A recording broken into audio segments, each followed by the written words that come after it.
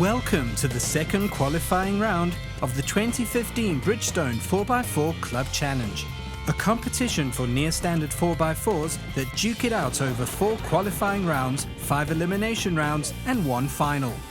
In this qualifier, a good helping of Isuzus arrived at the Leeuwenkloof 4x4 facility near Hartbeespoort Dam, joined by Suzukis, Datsuns and Toyotas. Before the action kicked off, there was the customary scrutineering, where marshals check mainly that the vehicle is in good nick and that there are no obvious safety issues. Thankfully, our cameramen, even this early in the morning, were extremely focused and were getting all the right shots. Right, with the admin in the bank, let's get straight into the action. This is the Bridgestone 4x4 Club Challenge.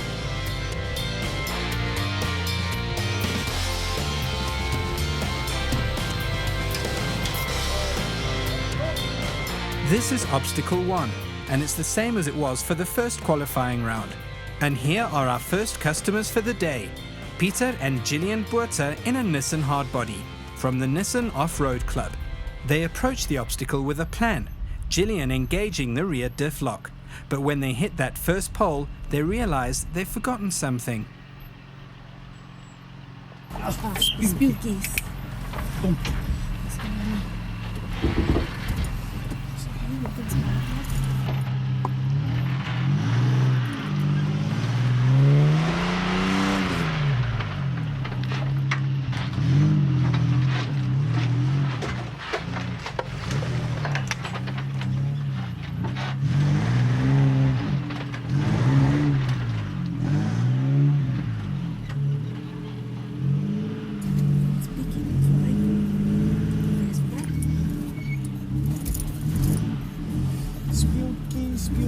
Ambient.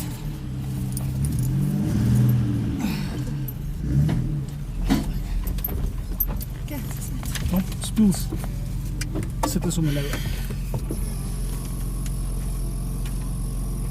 Is dit zo glad geweest dat het is? Nee, dat is niet. So, Peter, what is the moral of your story? Mirrors, please remember your mirrors. Moral of the story is my comment for the day. This is Rick Scholz and Tommy Ferreira from the McCarthy 4x4 Club, and they are in a Toyota Hilux 2.7 4x4. Remember that famous Toyota marketing slogan, "Everything keeps going right, Toyota"? Well, if you're a Toyota fan, it may be a good idea to go and fetch that beer now.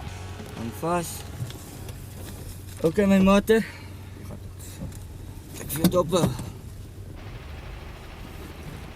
Kijk, rustig. Oké, is goed aan my kant.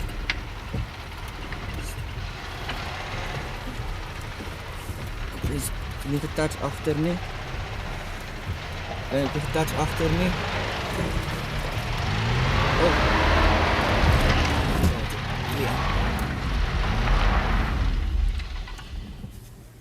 Plaksam.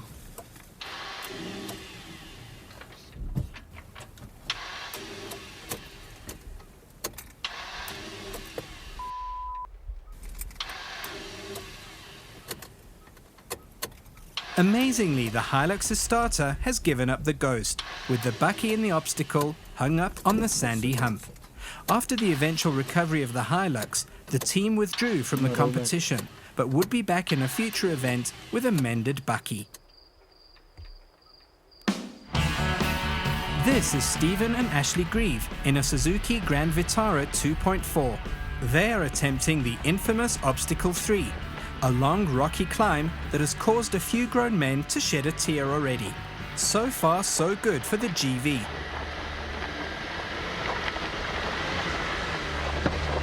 But right near the end of the obstacle, there is one large boulder with a big step, and the little Grand Vitara spins to a halt.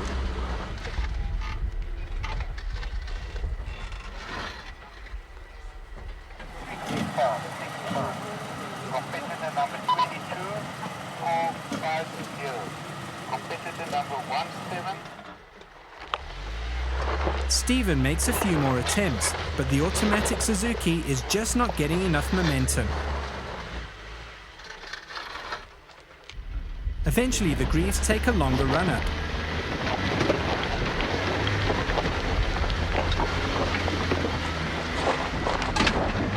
And nope, it's still one hill too far for the GV. With no points left in the bank, marshals and bystanders present a cunning plan to get the Suzuki up the hill. Of dit.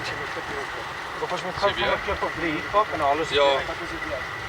With lots of smaller rocks packed into the big hole before that big step, the GV finally makes it up with a hop and a skip. That was a bit of a tough one, yeah. That was a pretty tough one, yeah. But even when I walked the obstacle, I could see I was going to pick up an issue on that rock there. Tried to avoid it, didn't manage, and provided some entertainment for the crowd.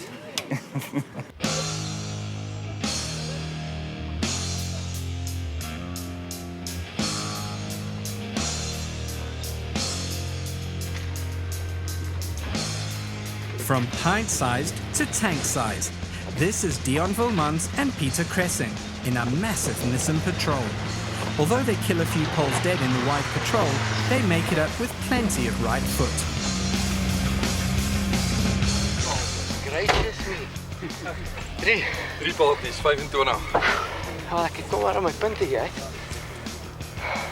And while Route Master Saki Kutsia keeps himself entertained with the local fauna and flora, Frank Engelbrecht and Magdal Deadlifts inspect Obstacle 3. They are in an Isuzu KB300, and Frank starts the climb in rather brisk fashion. Let's ride with them.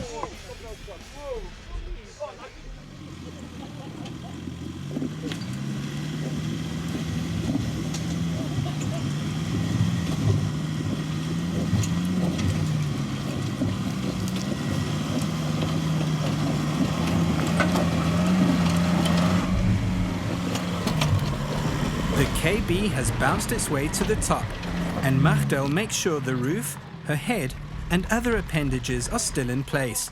Phew, they're all still there. On that happy note, it's time to head to the shops for a quick break.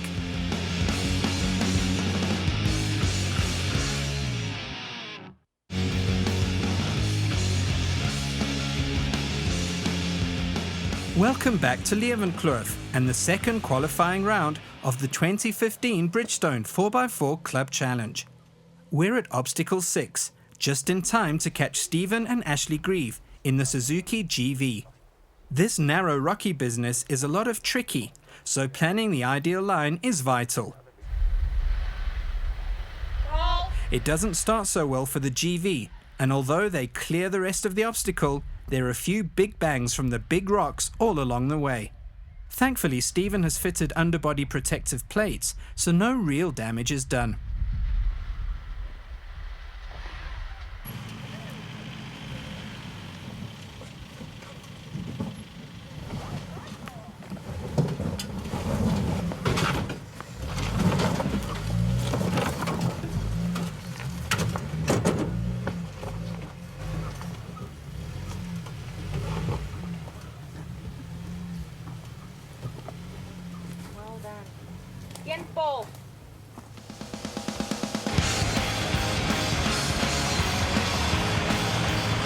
Next is Johan de Blanche in an Isuzu KB, with better half Marlene on front wheel hub and points. Lady duty.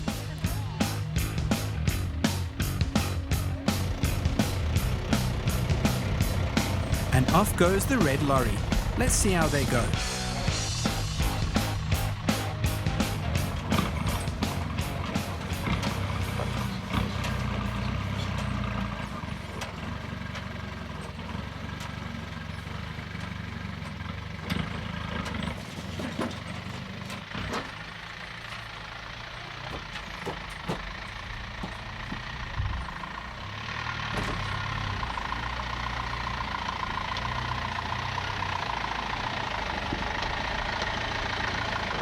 And that's an amazing 100 points in the bank, as Johan's groupies go wild. Yeah, that all went to plan. I've got a good navigator. I've got no idea what I'm doing. I'm just pointing and shooting and listening to what she's saying. This is Obstacle 7, and this is an Isuzu KB300, piloted by Bridgestone 4x4 competition rookies Johan Meintjes and Kurt Grobler.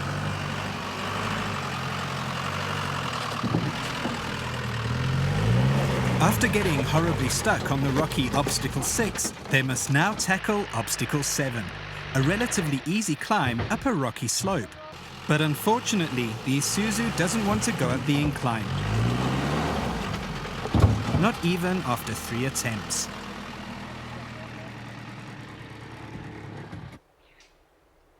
And that's when the marshal inquires about tyre pressures. And the tyres were still inflated to 2 bar, which in these conditions is like trying to wheelie a single-wheel bicycle. The crew deflates the tyres to a more practical 1 bar for the conditions and get ready to rumble again.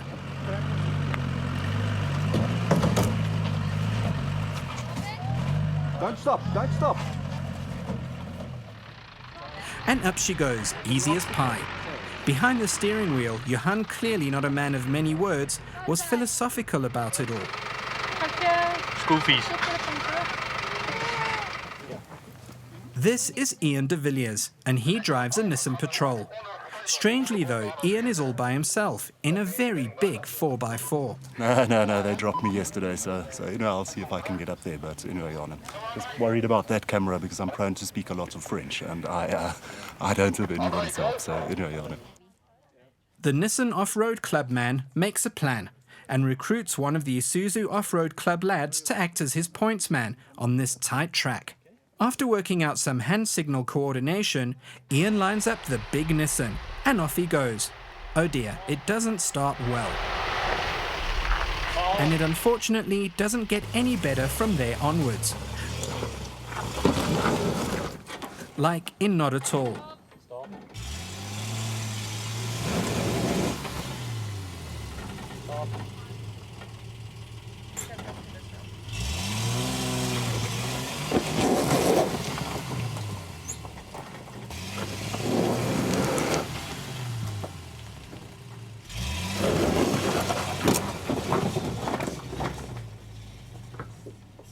When he finally does make it up the climb, he kills 2 more poles dead. That's put a dent in that overall victory plan, hasn't it now? Well, I definitely can't win. I've scored 0 on the last 2 obstacles because it's not a car, it's a tank. But anyway, just drive near a pole and they fall over. But anyway.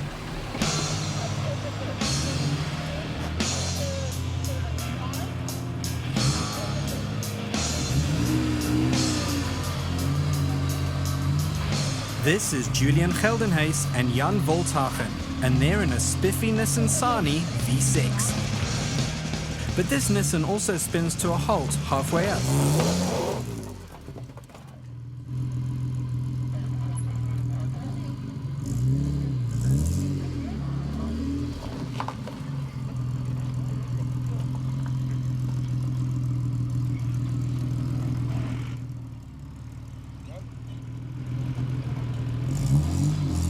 After Julian rolls back some and then tackles the climb with decidedly more enthusiasm, and up she goes. Unfortunately, besides the stop and roll back, they had also killed 3 poles, so that's only 15 points in the bank. 3 poles, 1 stop and roll back. This is Obstacle 8, and it's a relatively simple drive down a steep section and through some narrow gates. And this is Gerrit and Frick Krokamp's shiny Toyota Fortuner. Gerrit employs the cool hand Luke driving method, his left hand planted on his left leg for extra balance.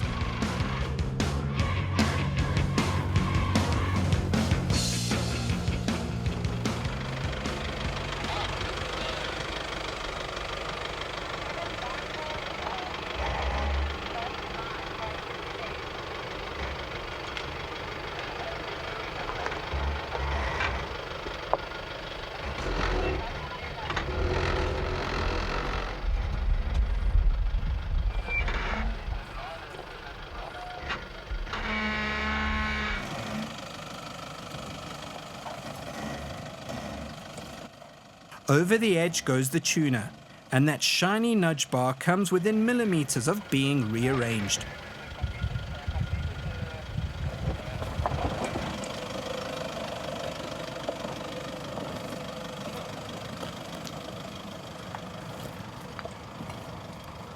Gerrit makes it through and scores 45 points. How can that like to be, Gerrit? In your best Anglo-Cans, please? Okay, yeah, a little bit small. Time to head to the shops. On the other side of the break, we join the teams at obstacles 9 and 10.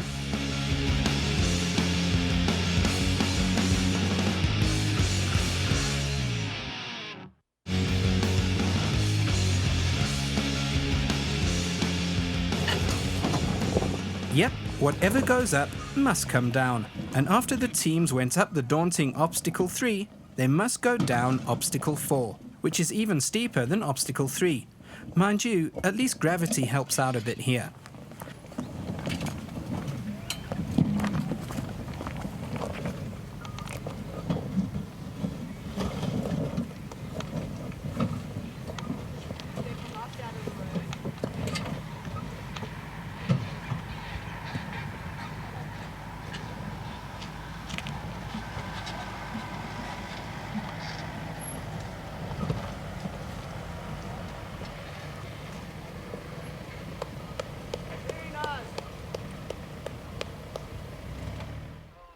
This is Jaco Fulmer and Melville Patton in an Isuzu Frontier.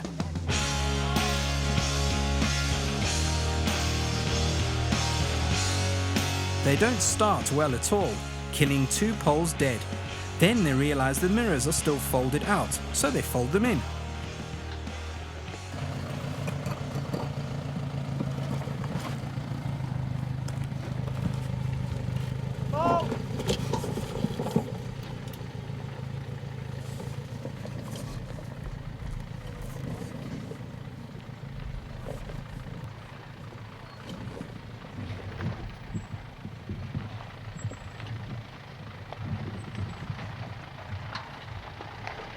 With the mirrors folded, they seem to be doing better. But at the last gate, the Isuzu takes out another pole. Oh dear. At the first qualifying round, less than 5 4x4s made it up this steep hill. But some rain just before this event compacted the soft sand some, so the competitors may fare a bit better this time round. Here go Julian Geldenhuys and Jan Voltagen in the red Nissan Sani. Oh crikey, it still doesn't look like this is easy at all. This is Armand Prakelt and Paul Wessels, and they're in an Isuzu KB. They came all the way from the Free State to compete here, so let's see how they roll.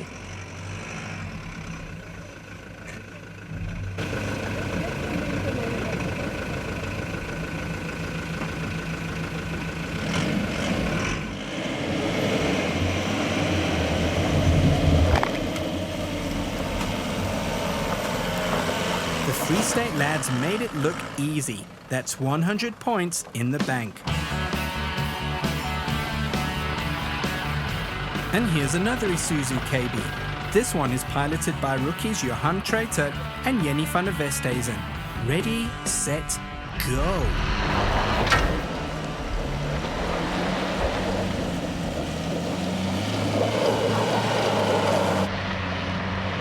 Despite the enthusiastic start, the Susie grinds to a halt. At least the team scored 60 points, which is still pretty good going. This is obstacle 10, and it's a reasonably straightforward one.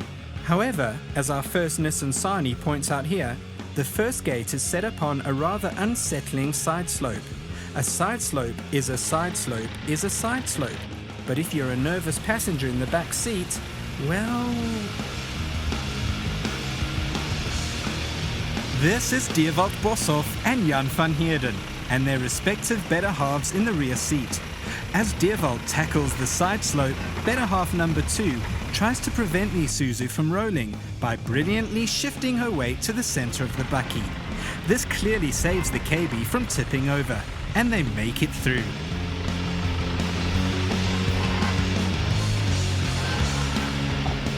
Now just for that last climb. And despite a dead pole and a little bit of stuckness, the KB pulls through okay.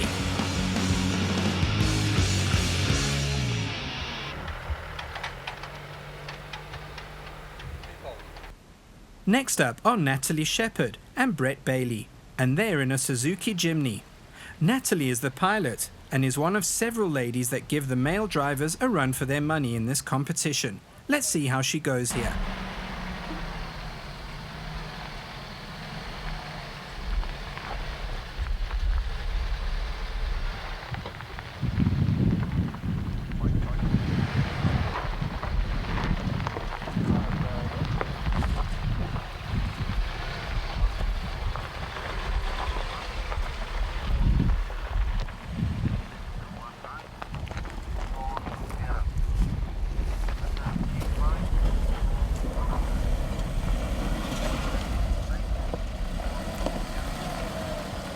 And that's 100 points in the bank for the delightful young lady.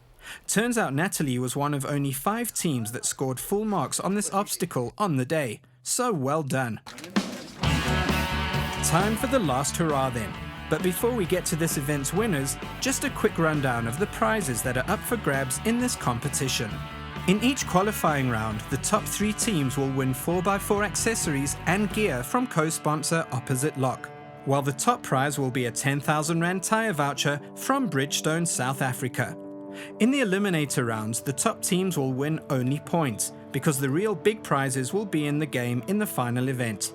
Overall winners in both short wheelbase and long wheelbase classes will receive a set of Bridgestone tyres as well as a Trick Tough Dog suspension upgrade courtesy of Opposite Lock.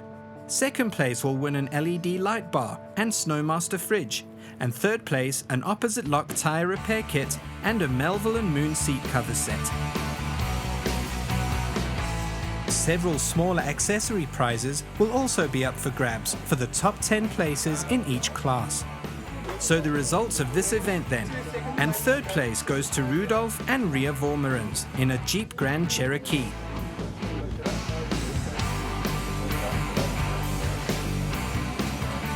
In second place were Gerrit and Tien Sneeman in a Suzuki Jimny. And winning this qualifying round with a score of 775 were defending champions Jaco and Karen van Sale in Jaco's vintage Land Rover Series 2. So that's now 2 events in a row that went to a Lichtenbergian crew, so the other teams will have to pull up them socks some. Catch all the Bridgestone 4x4 Club Challenge action next week as more 4x4s try to earn their spot in the eliminator rounds. See you then. Ta-ra!